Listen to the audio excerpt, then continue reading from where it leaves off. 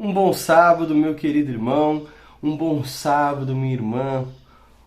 Família, que bom ter vocês aqui no nosso culto. Durante a semana, nós estivemos fazendo aqui os momentos de reflexão do Crescendo em Graça. Hoje é o encerramento dessa programação. Obrigado para você que acompanhou todos os temas, que ajudou a difundir, compartilhando no WhatsApp os links para os seus amigos, para a sua igreja, para aqueles interessados que estão estudando a palavra de Deus. Eu peço que você nos ajude a fazer a mesma coisa hoje, especialmente porque nem todo mundo está podendo ir à igreja.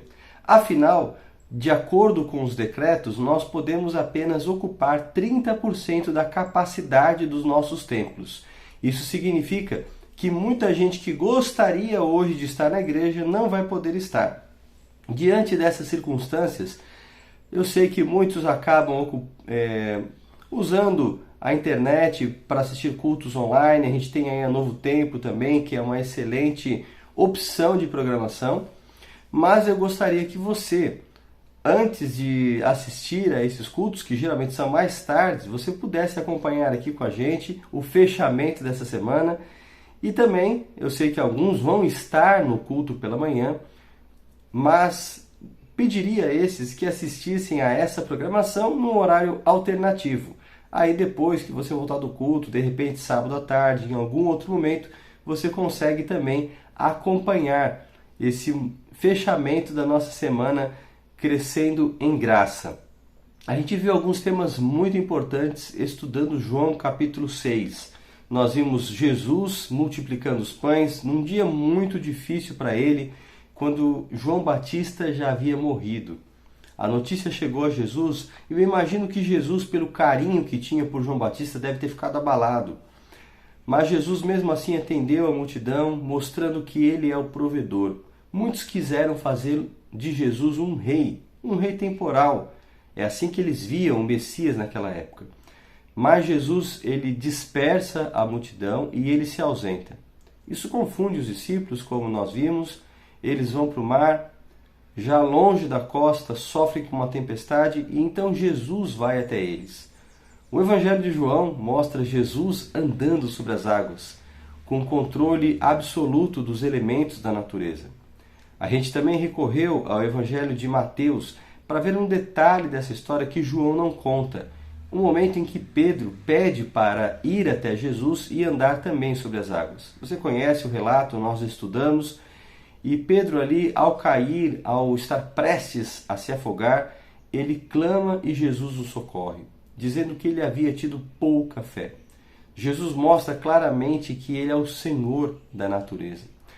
E por isso nós devemos reconhecê-lo como aquele que é o Criador e também aquele que é capaz de providenciar os recursos para a nossa existência. Na Bíblia, quando a gente fala de reconhecimento ao Criador pela sua soberania, isso implica em separar algo daquilo que nós temos recebido e devolver a Deus. E eu expliquei que há dois aspectos desse mesmo princípio que a gente vê claramente na Bíblia.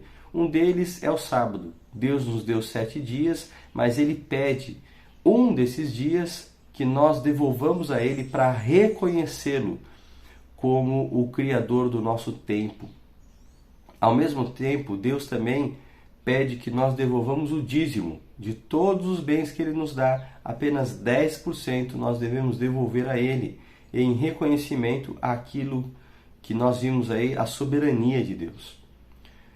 Depois de atravessar com os discípulos o outro lado da margem, as multidões acabaram seguindo a Jesus, também impressionadas porque viram os discípulos saindo, mas não viram Jesus. Então perceberam que algo tinha acontecido. De alguma maneira, Jesus tinha atravessado a margem por meios não naturais, de alguma forma sobrenatural, miraculosa. E é interessante porque eles se acercam a Jesus e Jesus fala de forma muito dura que ele sabia que eles estavam ali por causa dos sinais. E a multidão de novo pede outro sinal. Veja, eles já tinham tido aí tantos sinais. Eles conheciam os milagres de Jesus e mesmo assim não estavam satisfeitos. Esse é o problema com muita gente que busca apenas milagre e coisas espetaculares. Parece que eles querem mais. e não estão contentes com aquilo que Deus já mostrou. Então Jesus começa a falar para eles do verdadeiro pão, o pão que dá vida eterna. Ele fala que o maná citado por eles não é algo que garanta a vida eterna, porque os pais no deserto comeram o maná sustentou aquela geração, mas depois eles morreram como todo mundo. Deus oferecia então agora para o povo o verdadeiro pão que dá a vida eterna. E as pessoas ficam impressionadas, então nós queremos esse pão. E é nesse momento que Jesus fala que Ele é o verdadeiro pão que vem ao céu. Ele é o pão que dá a vida eterna. Queridos, esse discurso foi chocante. Muitas pessoas se afastaram de Jesus em definitivo. Mas nós vimos que Jesus, Ele é a maior dádiva de Deus. Quando a gente fala do princípio da oferta, a oferta é a gratidão humana pelas bênçãos de Deus. Você devolve a oferta de acordo com a proporcionalidade das bênçãos que Deus tem derramado sobre você e sobre o seu lar. Mas quando nós olhamos aqui o que Deus faz, esta sim é a maior oferta, porque Deus dá a si mesmo. Ele entrega o seu Filho feito homem para a nossa redenção. Então tudo isso nós estudamos aí nos temas anteriores. Você que acompanhou já tem um resumo, você que não sabia disso, que não tinha acompanhado, já tem mais ou menos um panorama daquilo que nós estudamos, e também você pode recorrer a esses temas e assisti-los para pegar os detalhes. Agora eu quero orar por você para abençoar o nosso estudo dessa manhã.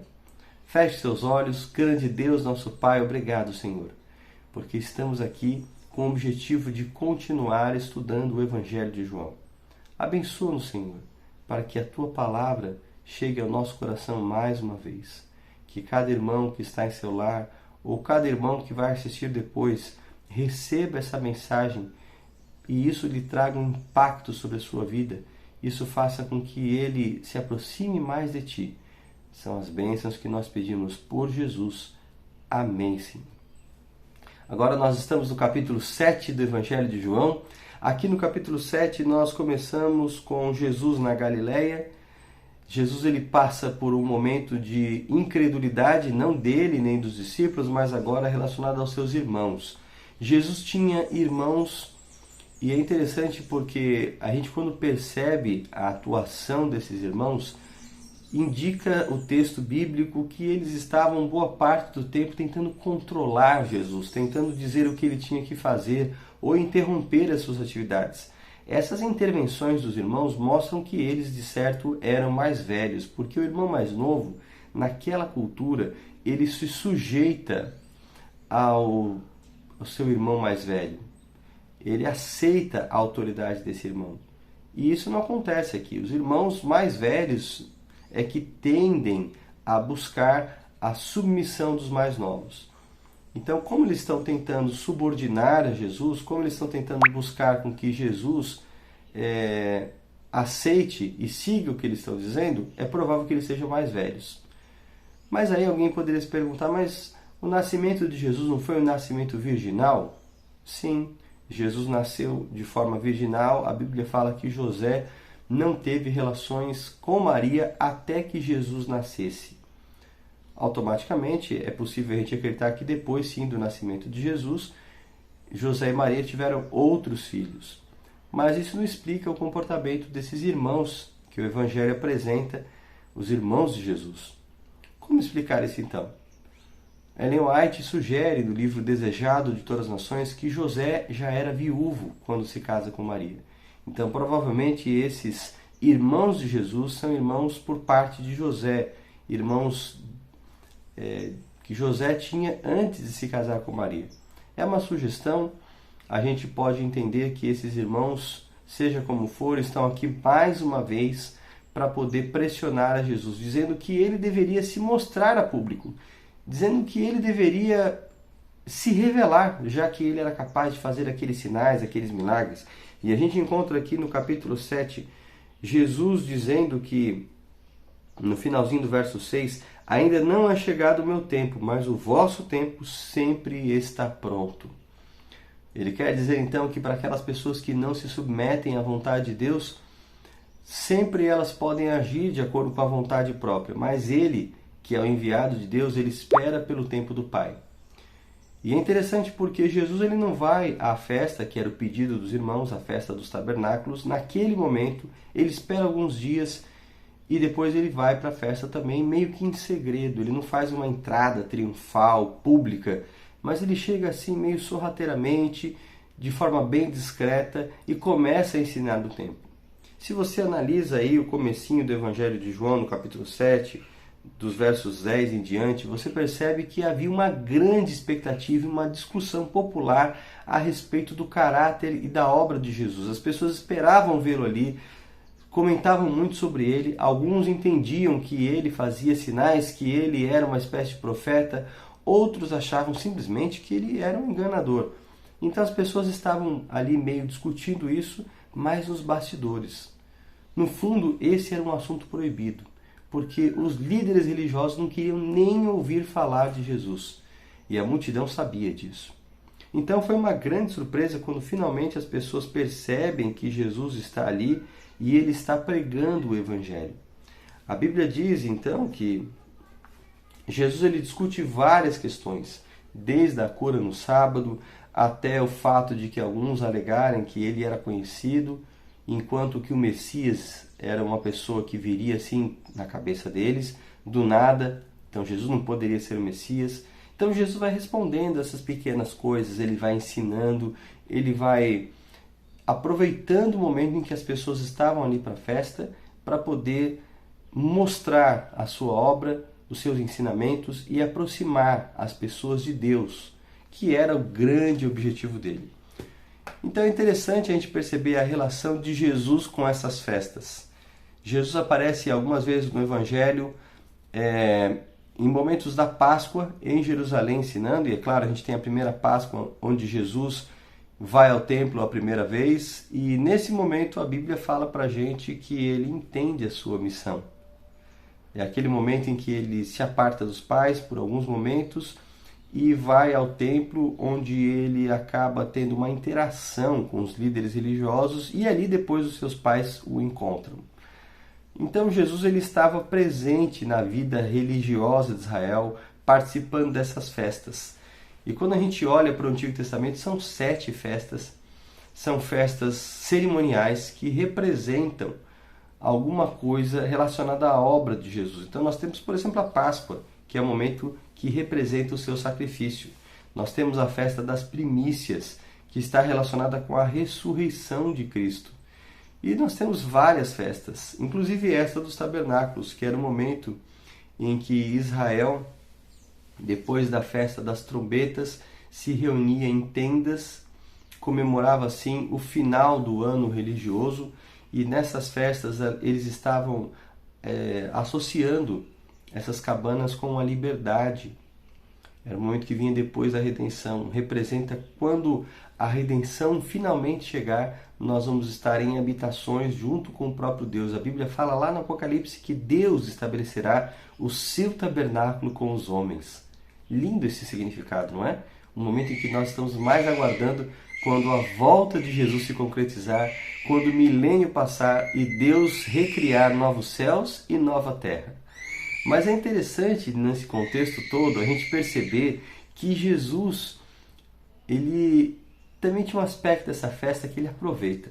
Porque havia uma cerimônia relacionada à água, onde eles faziam todo um ritual de buscar água, trazê-la para o templo, mostrando então a provisão de Deus, mostrando aquele Deus que havia feito sair água da rocha, mostrando aquele Deus que havia providenciado o cuidado necessário para Israel. Era uma lembrança que era comemorada nessa festa. Por isso, a gente olha aqui no finalzinho do capítulo 7, no versículo 37, eu leio o seguinte: E no último dia, o grande dia da festa, Jesus pôs-se em pé e clamou: Se alguém tem sede, que venha a mim e beba.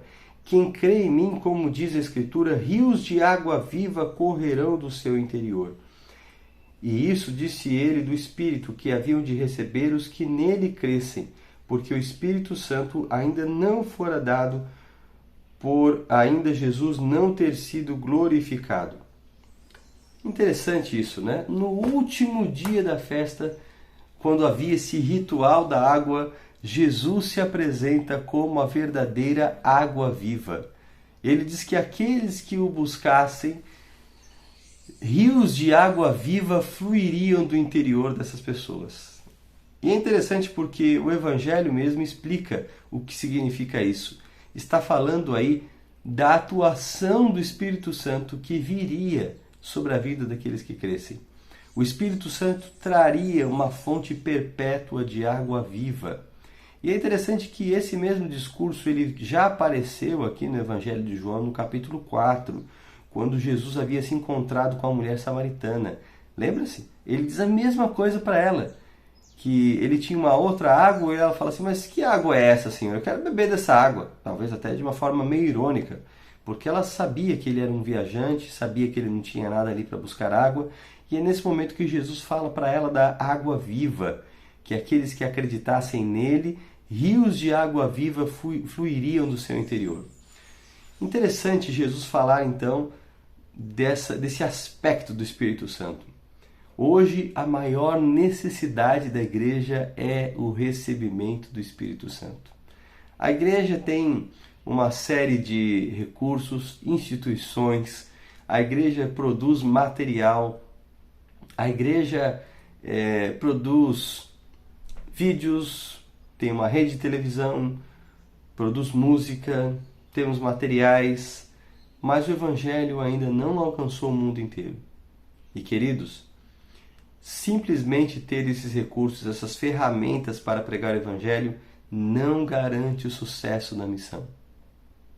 A institucionalização, ela não é a garantia de que nós vamos de fato pregar o Evangelho a todo mundo.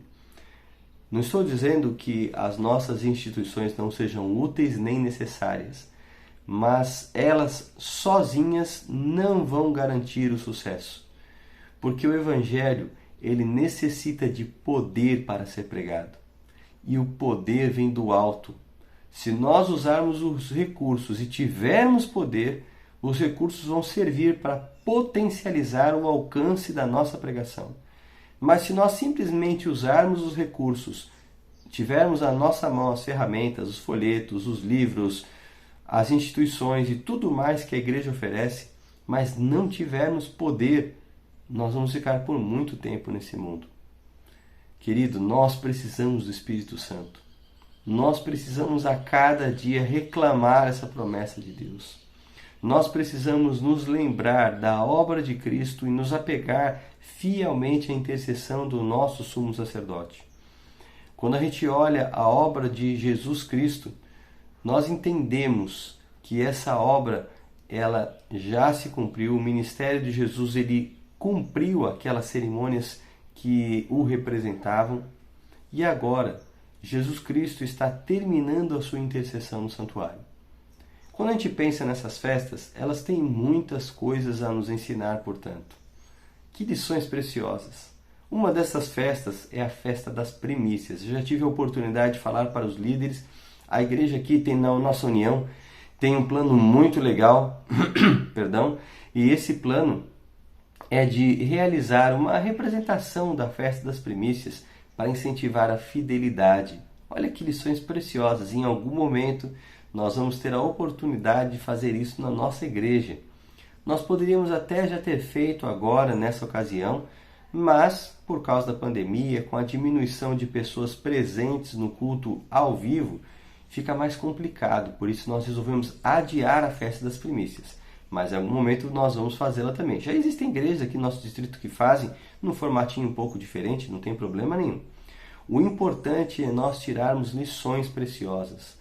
E quando eu olho especialmente essa festa aqui, onde Jesus se apresenta como a água da vida e fala do Espírito Santo, eu penso na necessidade da igreja hoje de buscar o Espírito Santo. E eu quero convidar você a buscar diariamente o Espírito Santo. Nós temos feito aí a jornada Reavivados pela Missão. Hoje pela manhã, cedinho, tivemos aí uma linda apresentação. Eu percebi que alguns irmãos acompanharam. Fiquei muito feliz de ver ali gente do nosso distrito comentando, participando. E é isso aí, nós temos que continuar a jornada. Estamos aí no 7º dia E precisamos continuar estudando esses temas e ver que realmente para cumprir a missão precisamos do Espírito Santo. Que Deus abençoe você. Que Deus lhe dê um sábado de paz, um sábado de comunhão. Que você e sua família sintam aí no seu lar a presença de Deus. Obrigado por acompanhar esses temas do Crescendo em Graça. Que esses temas ajudem você a crescer espiritualmente e a ser alguém mais fiel, mais dedicado à obra de Deus. Eu quero terminar com uma oração. Feche seus olhos, vamos orar mais uma vez.